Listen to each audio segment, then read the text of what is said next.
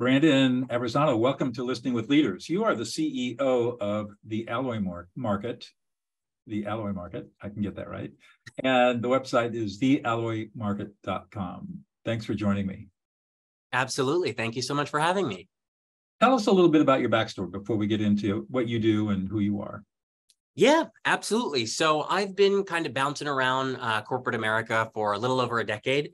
I started my career in management consulting based in DC with Deloitte, working primarily with the federal government, doing human-centered design work, actually. So I spent the first couple of years of my career traveling the country and speaking with veterans, actually, and interviewing them, and then designing new products and services at the Department of Veterans Affairs for veterans. So that was really exciting, and that was kind of my introduction to product design. From there, I jumped ship, or I should say plane, to JetBlue Airways and worked for the CEO and the chief strategy officer on ad hoc projects sort of across the organization, but then ultimately had a really fortuitous opportunity to launch an internal startup. And I worked closely with a very small team to essentially carve out all of JetBlue's non-air ancillary products into a wholly owned subsidiary that's down in Fort Lauderdale. So moved down to Florida for a little while, actually worked at the subsidiary for a year or two, and then made my way back up north to JP Chase, where I was serving as the vice president of business development. And then that's kind of what led me to Alloy. I was actually diagnosed with cancer about a year and a half ago. And so that's sort of what led me to where I am now.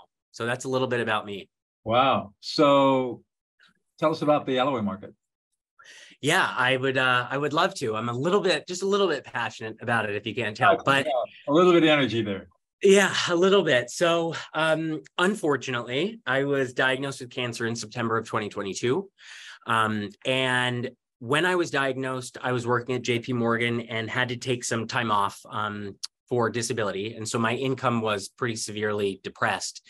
And I decided to sell some of my gold jewelry that I had inherited from my grandmother, who had passed a year prior. And the experience was horrible, to say the least. I was living in Philadelphia at the time, so I took it to a couple of jewelry stores and pawn shops in person, and I was bullied and intimidated into selling the items for far less than I knew they were worth, and so I ended up not selling them. And then I took a look online, and the solutions that are out there feel very similar to what exists in the brick and mortar world. It kind of just feels like an online pawn shop, and so what I decided to do was take a step back and recognize this problem for what it is. And that is, there is no good solution for regular folks, to quickly and easily exchange their gold or other precious metal for cash with a company that's transparent and ethical. And so we created sort of the first brand-led gold exchange in the country. And we've introduced a whole bunch of new customer-friendly features.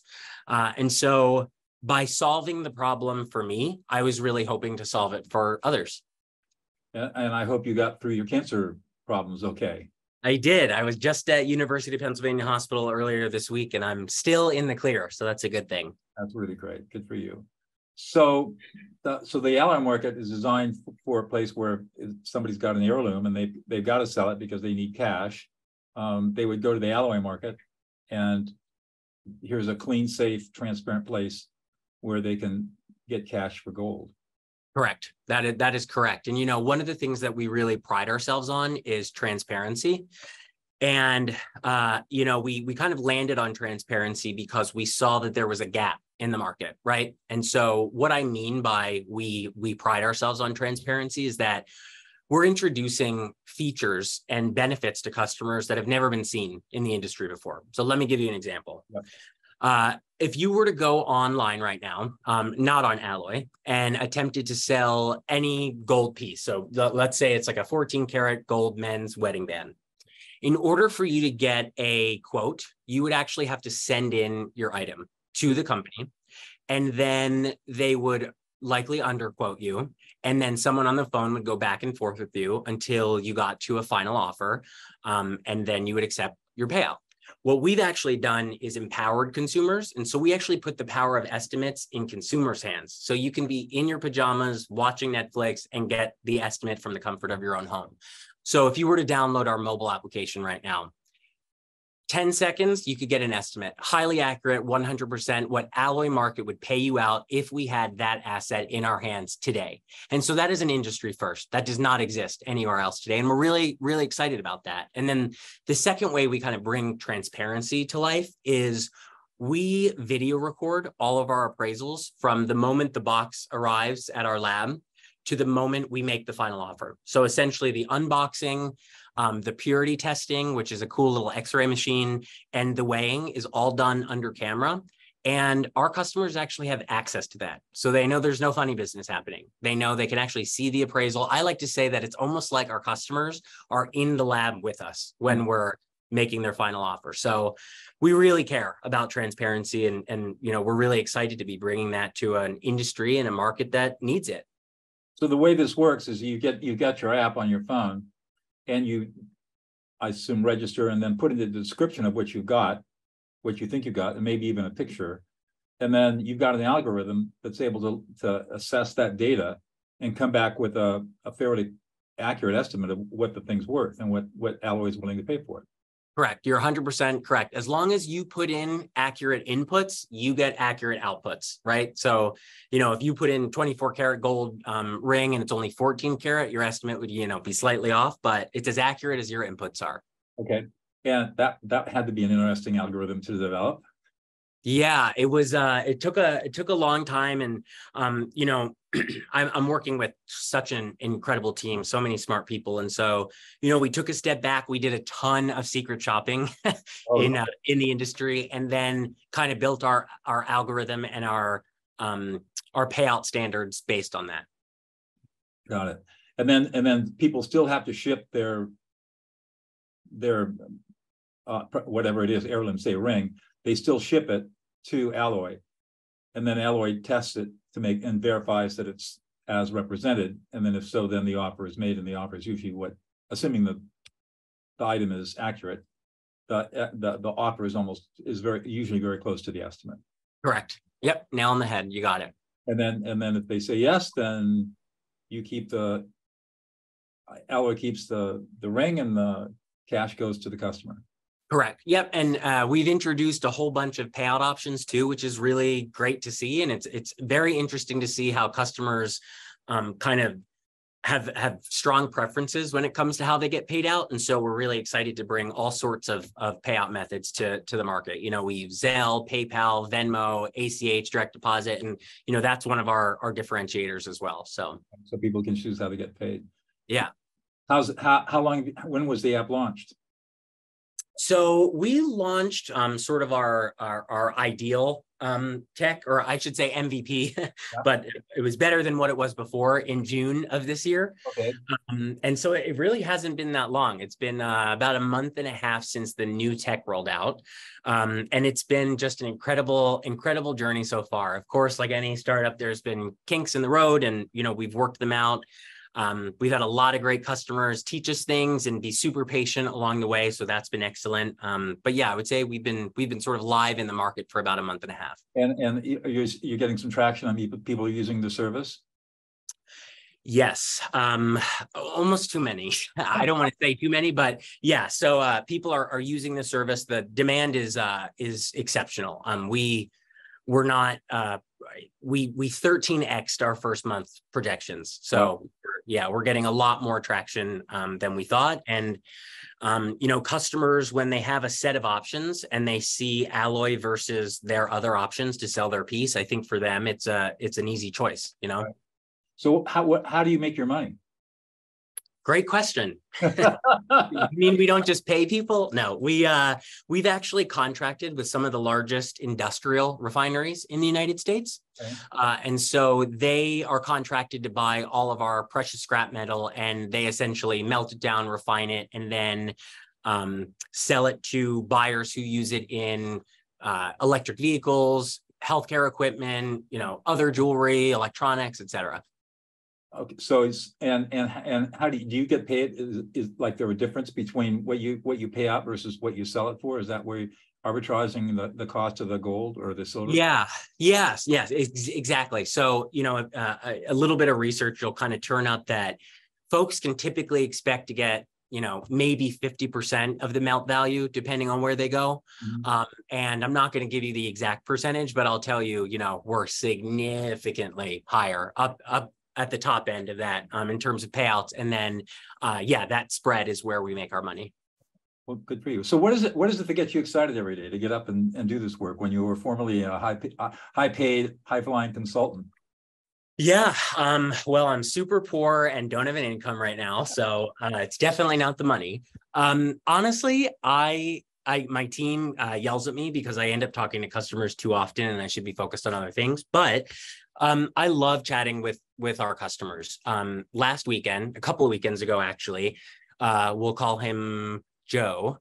A customer named Joe is a fictitious name, rang Alloy up, and he was a little bit skeptical, which a lot of customers are, but we look at that as like a challenge and an opportunity to kind of make them feel better and reassure them.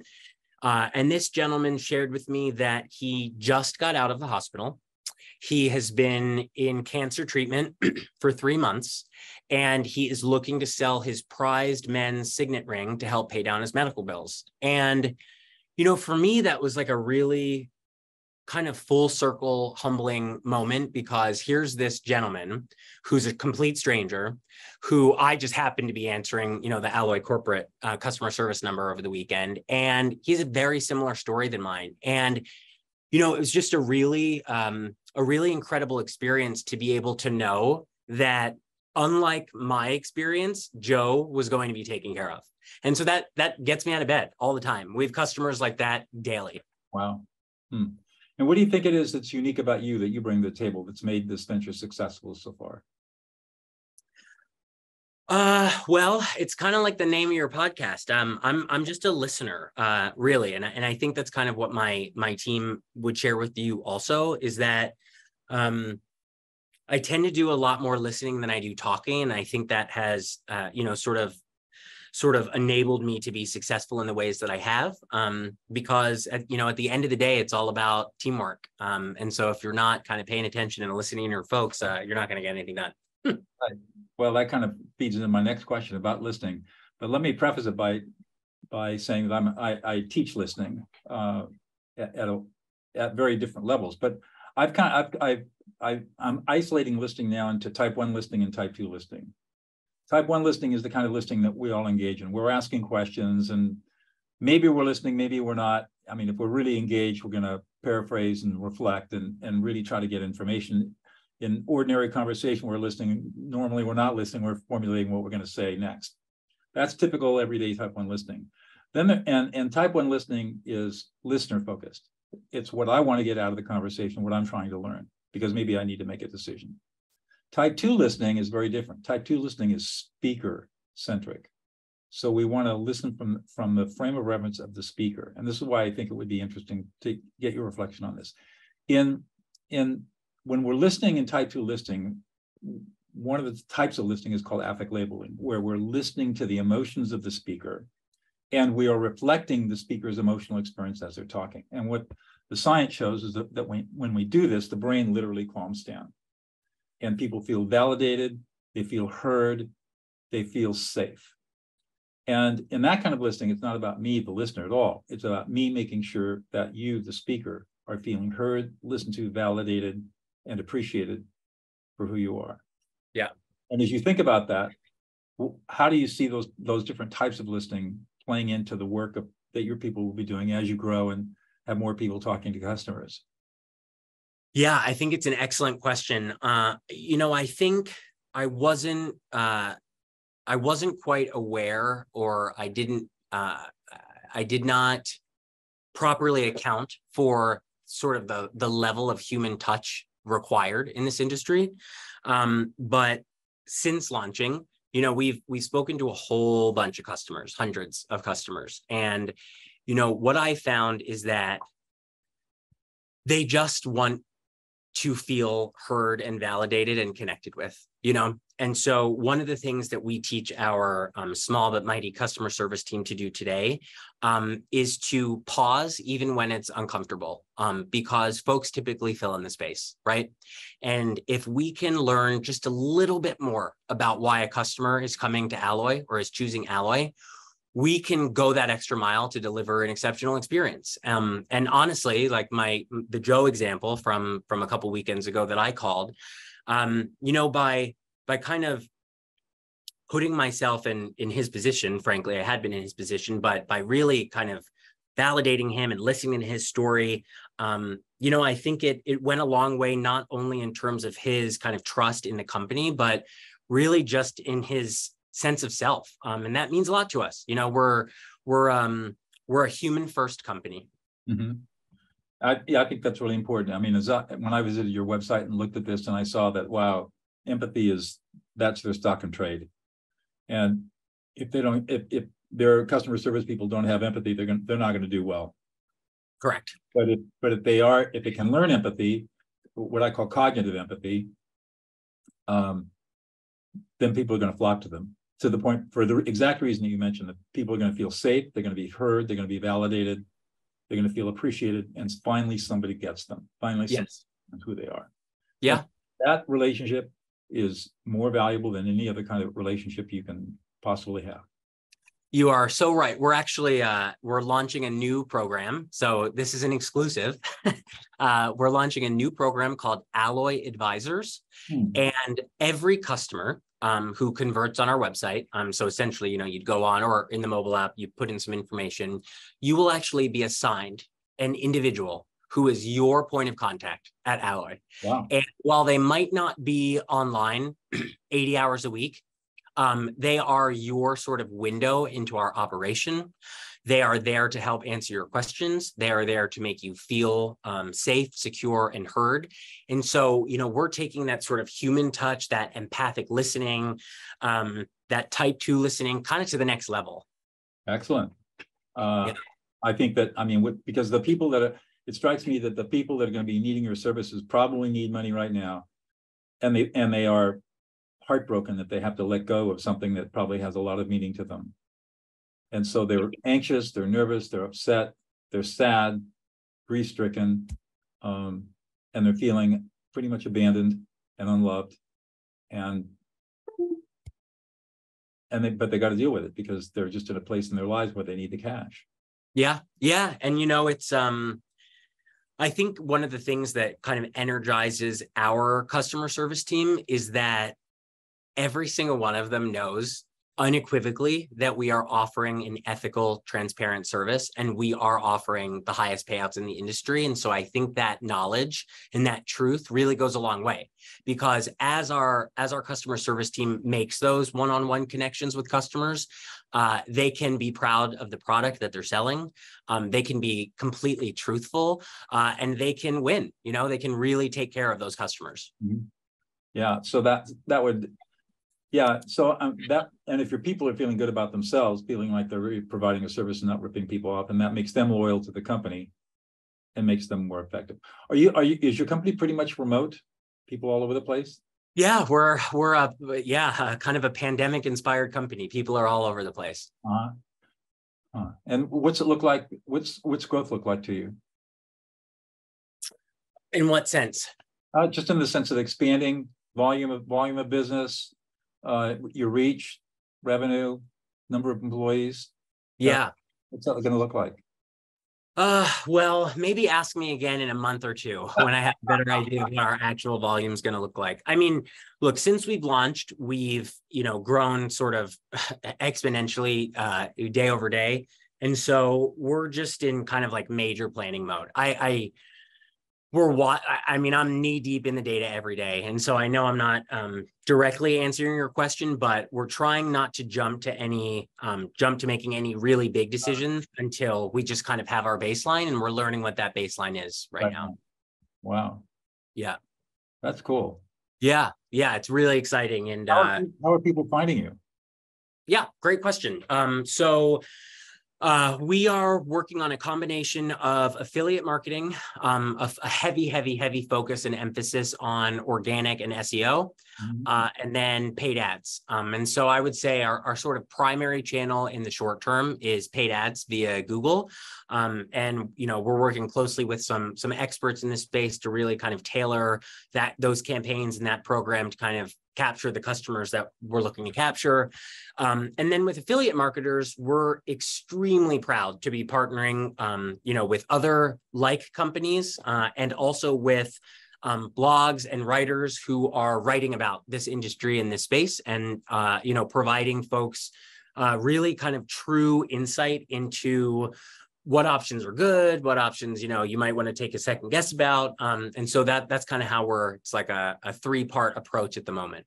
And it's primarily due to being cash strapped. We'd like to be doing some more marketing, but you know, we're taking it one day at a time. How were you funded? Bootstrap? We are bootstrapped. Good for you. Yeah, we're trying. You know, our ultimate goal would of course be to go cash positive before sort of needing to raise. You know, we have a decent runway in front of us, and so you know, we would gladly partner with an investor, but we're definitely focused on trying to make this product the best it can be before doing a more formal raise. So as you look back on the last 3 or 4 years of your life with everything that you've been through, considering, you know, where your professional career was going and where it is now, what are you thinking about all of this? I ask myself that question every day. Look, when folks ask me, you know, how you feeling, how you doing, and this path, it very much felt inevitable to me. Like when the idea struck, when I was off because I was ill, when all of this sort of came together, it didn't really feel like a choice. It felt like I was in, you know, the right place at the right time, and I kind of had to walk that journey and walk that path. And so, as hard and as stressful as it is to start a company, I very much feel like I'm in the right place and doing the right thing. And, you know, I'm incredibly proud of the product that we're putting out there because I think it has already positively impacted lives. And at the end of the day, that's kind of what I'm most proud of. Yeah. Well, good for you. Well, one more question, I'll let you go. What's one thing about yourself, Brandon, that we would not have a clue about unless you revealed it to us? I'm actually an introvert. I don't doubt that one bit. How do you know? Could you tell, or you're believe it or not, I even as a former trial lawyer, I am an introvert, and let me define that. So from my perspective, I gain my energy from myself, from my inside. And so when I'm working with people, teaching, training, doing this, whatever, I'm pushing my energy out. So I am not sucking energy in. Extroverts are people who love to go to parties, they love to go to gatherings, they love to go to concerts, they grab energy from the crowd and pull it into themselves. Yes. I hate that. I'm with you. I'm with you. So yeah, I think I think when I meet folks, they tend to think or assume that I'm an extrovert, but at the end of the day, I'm in bed by 9 o'clock with a book. So exactly. It doesn't, I think people get introverts confused. It's not that we can't speak and we can't be present and we can't be energetic. We can be. It's just where are we getting our energy and where are we putting our energy. And so hearing that you're an introvert didn't surprise me in the least. That's too funny. All right. Well, thank you so much for your time today, Brandon. I'm glad we finally got a chance to hook up and talk. I've really enjoyed learning about you and your company. Thank you so much. It was really a pleasure to be here. You have a great rest of the week. Okay. I will. Well.